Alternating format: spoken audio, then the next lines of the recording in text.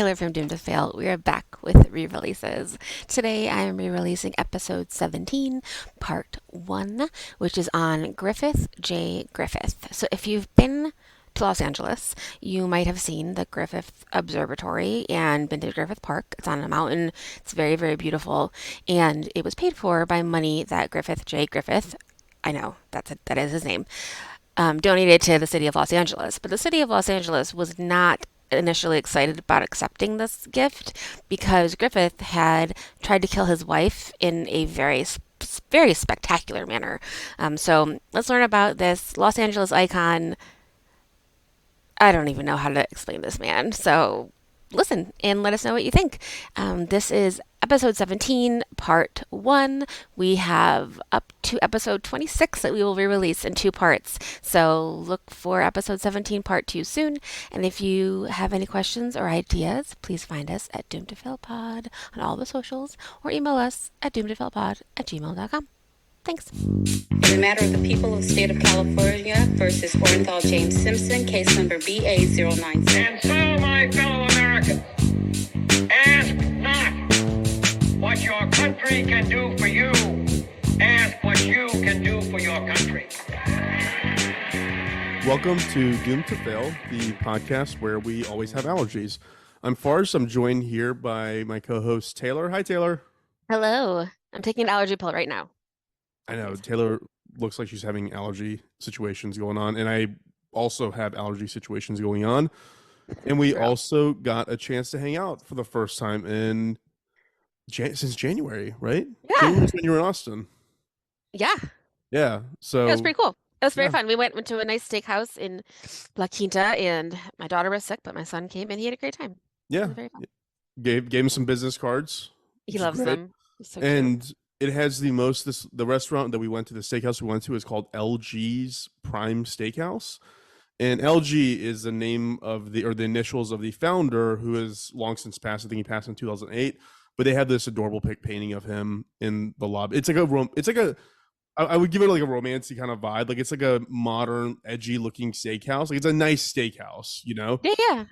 But then there's this one painting of this very, very feeble-looking old man wearing a Christmas sweater of some kind. It's definitely a Bill Cosby sweater, you know. It's definitely a Bill Cosby sweater. Yeah. Yeah. Different ramifications back then, but yeah, Back when that was okay.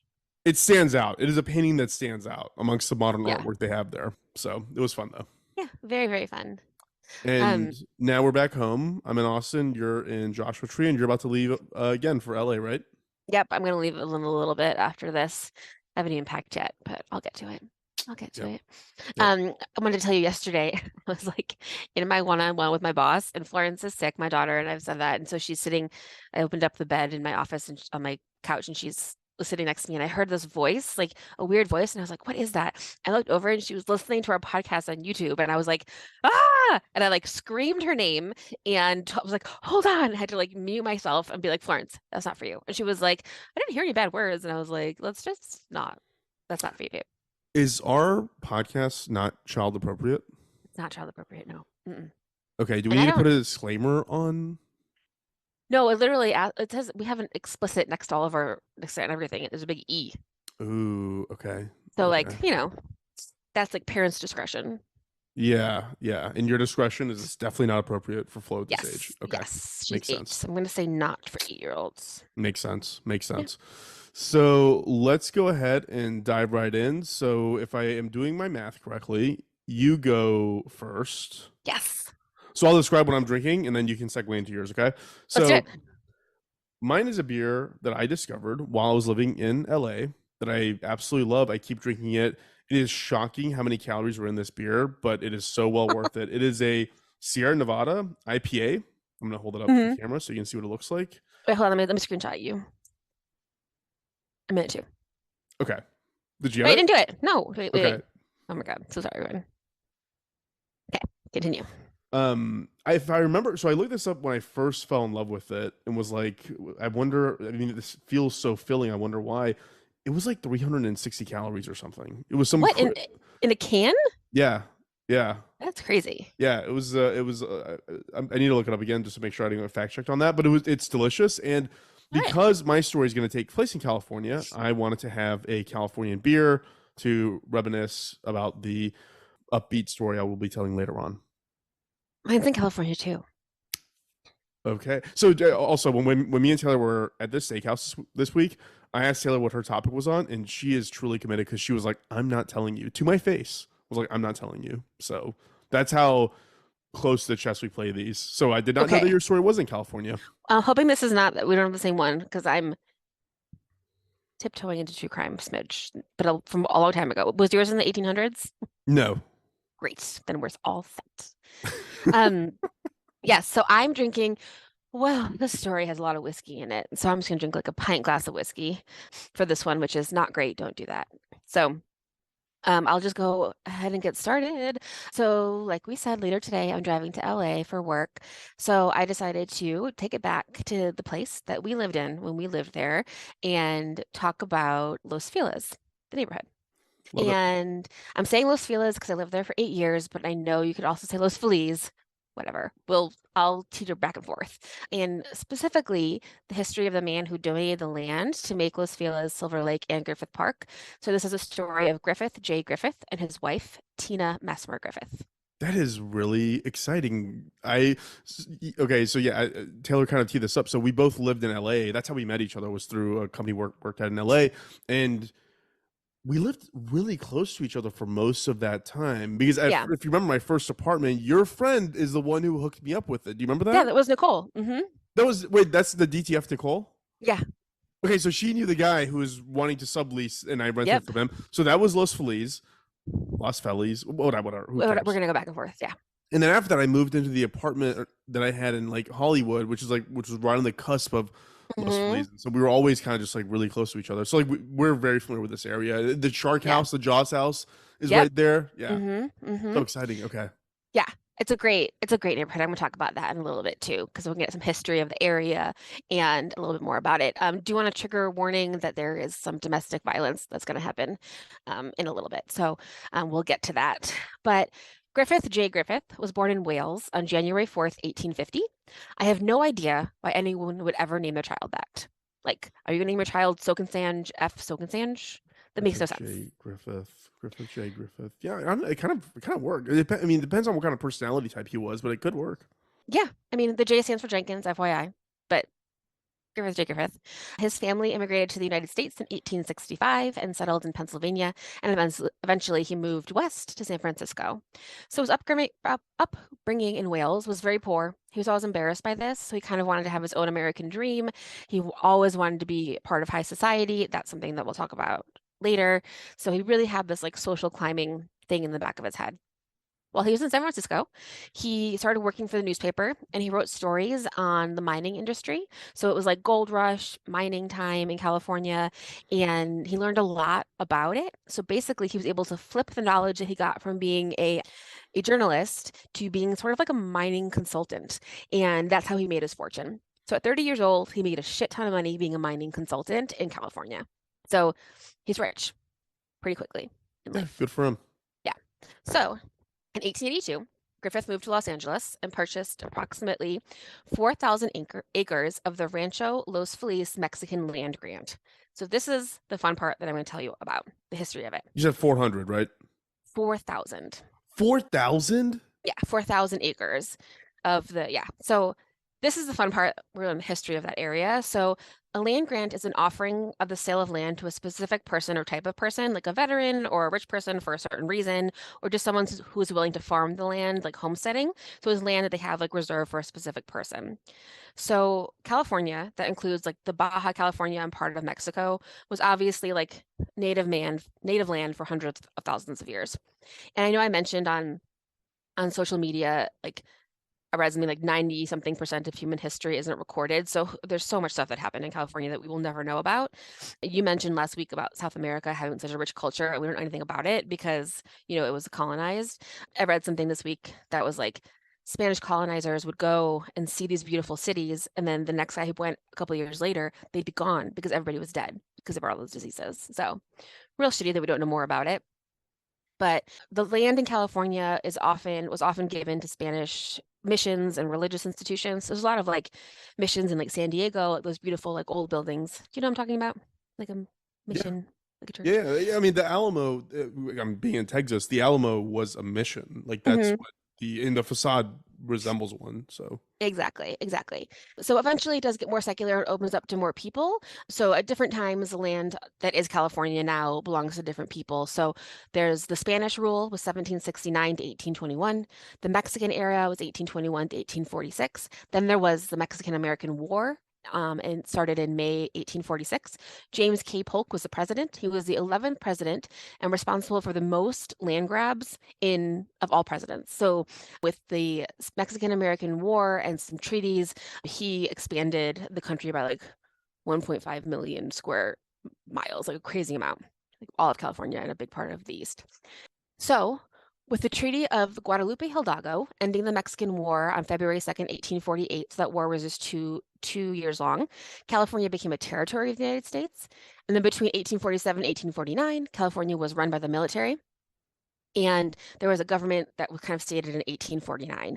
So after 10 months of being its own kind of government, California was admitted to the Union as the 31st state by the Congress as part of the Compromise of 1850 on September 9th, 1850. So some California history, how we got here.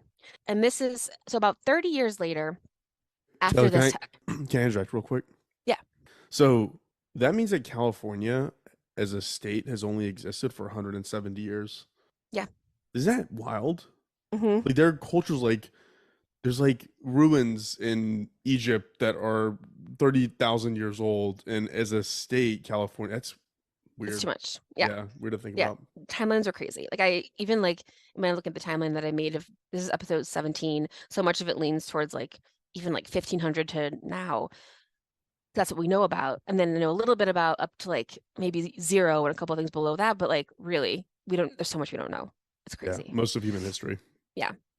So in 1882, Griffith gets Rancho Los Feliz. And then this is where I also have a weird, shameful confession.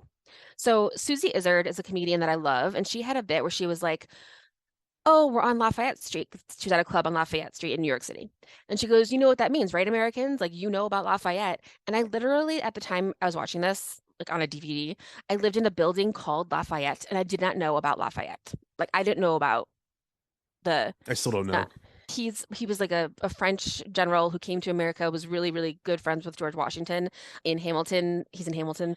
They call him the Lancelot of the Revolutionary set. He was like French. He went back and was involved in getting Marie Antoinette overthrown. So big part of American history. So now that I know more, I literally have like a plate that I found at the thrift store on my wall that's like Lafayette and Washington inspecting the troops of Valley Forge. So like I know more now. I wish I knew even more, but I know who he is. And I was like, I'm so embarrassed about this. Like, I need to like learn more. And it kind of like clicked for me. And then it hadn't clicked yet that my passion was like being mad at the way we learn history, but I was embarrassed. And then I also just remembered that the L in L. Ron Hubbard stands for Lafayette. Did you know No that? way. Yeah, I Yeah, didn't. I thought it was literally just EL. it was just an L.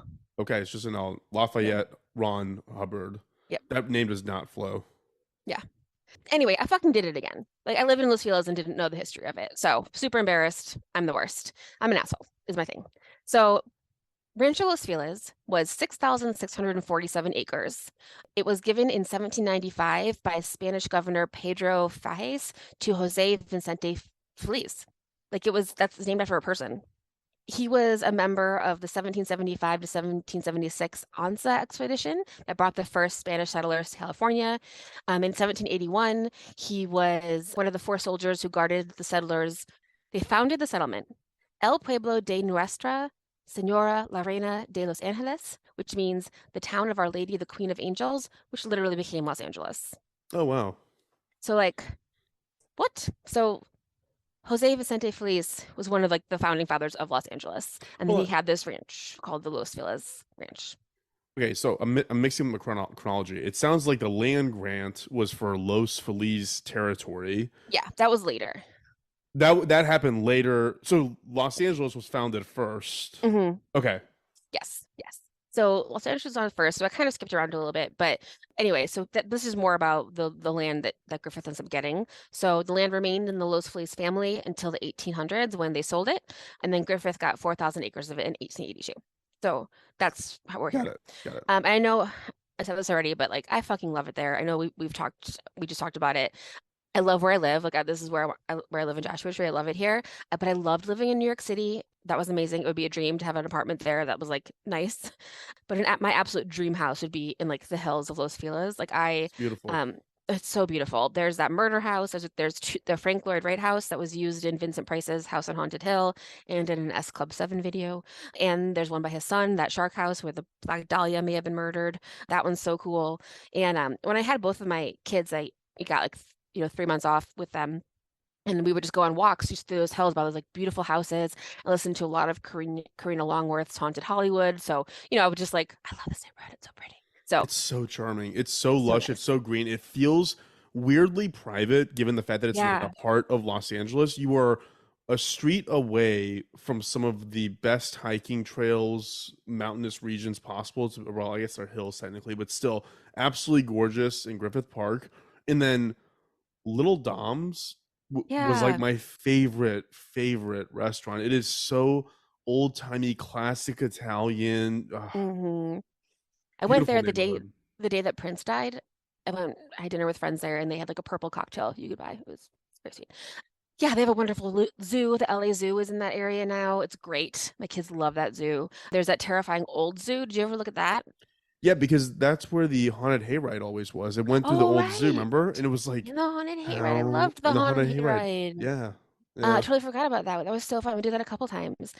Yeah, the zoo has like really small enclosures it's because it was like, disgusting. yeah, it was Yeah, like the zoo before they had like animal rights. right. So you can go visit it and like sit in the enclosures, which is crazy. Also, you remember Florence had her birthday party there? Well, there was that bouncy Yep, house and the the one bouncy on the house. Yep. carousel. So the carousel was actually built in San Diego, but it was moved there in 1937. So just FYI. So there's a lot of cool stuff there. It's great. It's a dream. So now it belongs to it's 1880s. It belongs to Griffith J. Griffith, and he wants to be very popular in LA society. He's rich. He wants to, be the guy, but people think he's annoying. They're a little bit like he's new money. He's kind of like, I don't know, like they don't love him. So he's having a hard time like getting into these circles. So in comes the Mesmer family of California. They are from France, like the Alsace-Lorraine area, which is where my people are from, between France and Germany. The patriarch was Louis Mesmer. He was another founding father of LA. You could say something like that. Like he laid the first sidewalk, he built hotels. So another like prominent man in Los Angeles. So LA was indigenous, then Spanish, then had the ranchos, and then it was American, then it was like a post World War II boom, and then now it is now. But this is sort of the American part, and Louis Mesmer is in the top ranks. He has a daughter named Mary Agnes Christina Mesmer. Her name is Tina. She was born February 29th, 1864. So Tina, grew up in Los Angeles. She had money from her parents, but she actually had her own fortune because they had a family friend, Andre Spritzwalter, and he left her money in his will. So she's independently wealthy as well. For what it's worth, she was Catholic and Griffith was Protestant. So a tale as old as time. Like obviously that's gonna like be a thing. Yes, yes. The Um, Capulets and the Montagues. yeah. So there are rumors that some of her family and friends were like, this dude's new money. He's kind of annoying. Like he really wants to be rich. Everyone can tell. Like, I don't know if he's like the one for you. But Tina marries him anyway. So Griffith and Tina get married. They have one son. His name is Vandal. He will eventually be on the police commission in LA, so he does pretty well for himself. There isn't a lot about him, but Find a Grave says that he ran away from home at certain points, which I think is fair because you better find out why. I'm sorry. I'm sorry. What were you referencing just there? Find a Grave. What does that mean? It's like a website where you can, well, that's the only place that I saw information about him, but you can go to findagrave.com and put in like anyone who has a grave and they'll tell you where it is. Or I guess Seriously? probably maybe not anyone, but like famous people. Wow, I've never heard of this. Oh my Yeah. God, Erin Morin died on this day in 2017. She played oh my God, Ron Howard's sister and Joanne In Joni. Happy Days? Yeah, in Happy Days. Joni. Yeah. Joni, yeah. It's on Um, the website. I don't know why whatever. you can spend a lot of time on Find a Grave. Apparently. Do that later. Yeah. So Tina and Griffith are married. They're doing rich people shit in Los Angeles. The mining is essentially passive income, so you just have a lot of money. December 16th, 1896, Griffith and his wife Tina gave 3,015 acres of the Rancho Los Feliz to the city of Los Angeles for use as a public park. He called it a Christmas present, and after accepting the donation, the city passed an ordinance to name the property after him. So that's why it's called Griffith Park. You also can see there's a statue of him still outside of it as well. Yeah, I remember. So here's what he said about it, quote, "It must be made a place of rest and relaxation for the masses, a resort for the rank and file, for the plain people. I consider it my obligation to make Los Angeles a happy, cleaner, and finer city. I wish to pay my debt of duty in this way to the community in which I have prospered." That's great. I love it. Thank you. I'm definitely a plain person, and I loved it. Yeah, So it's that was beautiful. very sweet. Yeah, it's great. And he also like put in the stipulations that like if they ever tried to make it into anything else besides a park, that his family could take it back. So like he really wanted to keep it a park, which is great, but it's still a park. So even all this has happened, he still doesn't feel as popular as like he wants to feel. And that's sort of like one of the red flags is he just like needs this social status like more than normal people. Even though he has the money, he wants the fame. And now he doesn't feel like he's being like treated the right way after giving all this land. So he starts to kind of go insane. Like he starts to get really, really paranoid. And mostly it's because he starts drinking, probably becomes a big part of it. So he drinks like just so much whiskey every day and is like thinks people are trying to poison him. He thinks people are trying to kill him. He thinks the Pope wants to kill him. He thinks his family wants to kill him. He's just like having all these paranoid delusions and he's in like a really terrible place. And I'm sure he's just like jostling around a giant, empty, cavernous living room as well. Yes, exactly. So he's like living in a mansion, and just like thinking that everybody's out to get him. It's definitely like a nightmare in that house because he's like yelling and accusing everybody of everything. He's probably Just be being really happy scary. being rich. I know, being famous sounds kind of annoying, just like Uh, be rich. So many famous people say like, I miss the moment when I could just go get like a coffee in public. Yeah, yeah. Everybody like staring at you. Totally. But he still wants it. That's his thing. On September 3rd, 1903, so Vandal, their son, is 15. They've been married for a while. They are vacationing in Santa Monica at the Arcadia Hotel, which doesn't exist anymore, but they're in Santa Monica, like on vacation. Tina was alone in the room when Griffith came in with a loaded gun. And he's definitely drunk, definitely like losing his mind. He made her get on her knees and he had a note card with some questions written down, like pre-written down, and he asked them to her. He asked her if she had been involved in killing Andre Britz, the person that she had inherited the money from, and she was like, "No, of course not. I would never have done that." Like if he asked her if she had poisoned him. She was like, "No." He asked her if she had been poisoning him, and she was like, "No, I would never hurt you. Like, of course I haven't been doing that." During this, she's praying because he's like got a gun pointed at her head. And then he asked her if she'd been faithful, and she said, "Yes, of course, I've been faithful." And then he shoots her in the head, and she does not die. The Ugh. bullet hit her eye socket, shattered part of the bone, and then part of the bone and the bullet went up into her skin and ended up under her skin between her skin and her skull. Her eye was destroyed. She asks him why he shot her, and it's confusing, and he doesn't know She's what's going. still awake?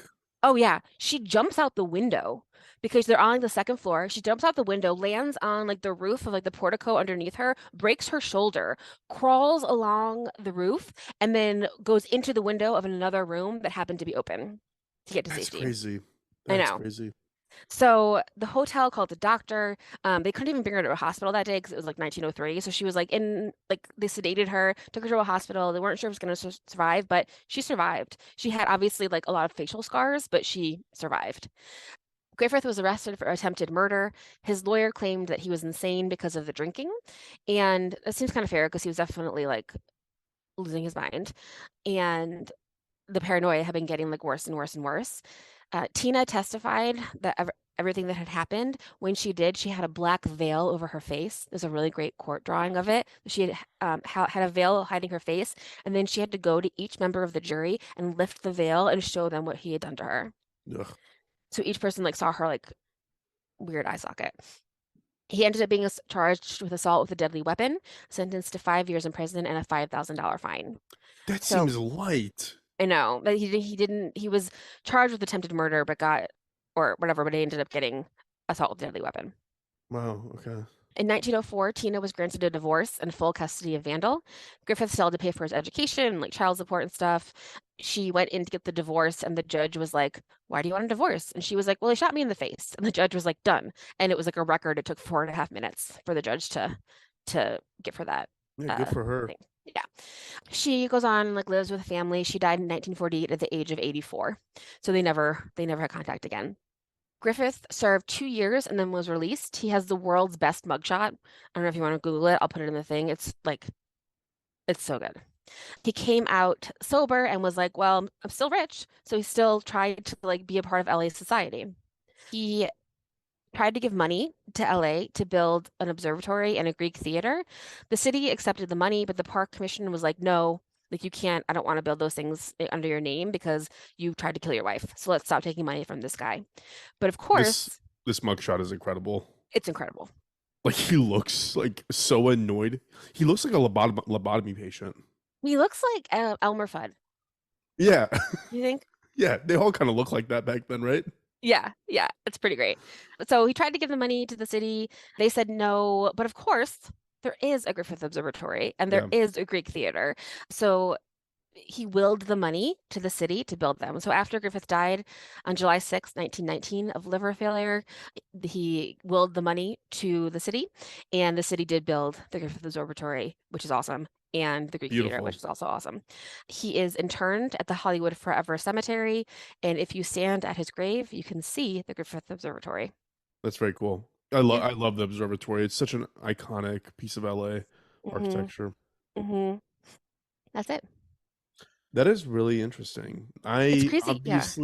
obviously people had a hand in all this stuff. It's just like, yeah, it's weird. I mean, I lived there 7 years. I never once thought of it because it's interesting because the character of Los Feliz is so vastly different than Echo Park, Silver Lake, or all these other places. The reason I think it's so different is the park is there.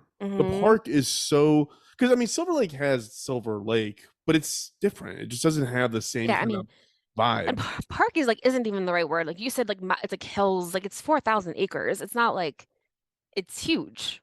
Yeah. There's tons of like hiking trails and stuff to do. There's horses and there's like all there's a that little cafe and like it's just like such a beautiful space. And it's not like flat like Central Park. It's like hills. You can go on like hikes and you can also drive up to the top. And the observatory is awesome. We went with our daycare one time and the kids all saw like a um show about the stars like inside of it. It Yeah, was so yeah. cool. It has a big like Leonard Nimoy's the narrator of that, I think. yes. I saw the fireworks there when 4th of July. We were like up halfway up the hill and we could see them like all over the city. It was beautiful. So it's such a great place. So super grateful that it's there, but pretty wild life of the Griffiths and wild that we know his name from the park, but we like don't know that he also tried to kill his wife and like kind of went crazy and yeah. I've only almost died twice while hiking, and one of those times was in 2019 in Griffith Park. How'd you almost die? Well, because I was ill prepared, so I just Ah, didn't take enough food with me. I didn't take enough. I got those goo packs. It was like I just stuffed them in my backpack, and I was like, I'm never gonna have these. They were in there for like a year. I literally ate all of them on that one hike because I was just I'm gonna die if I don't get down soon. It was awesome. oh my gosh, that's so funny. Well, glad you Um, survived. I know. I'm glad I survived too. Everything's going swimmingly. Well, Taylor, thank you for sharing that story. I'm going to transition us over to the true crime side of today's stories and the power and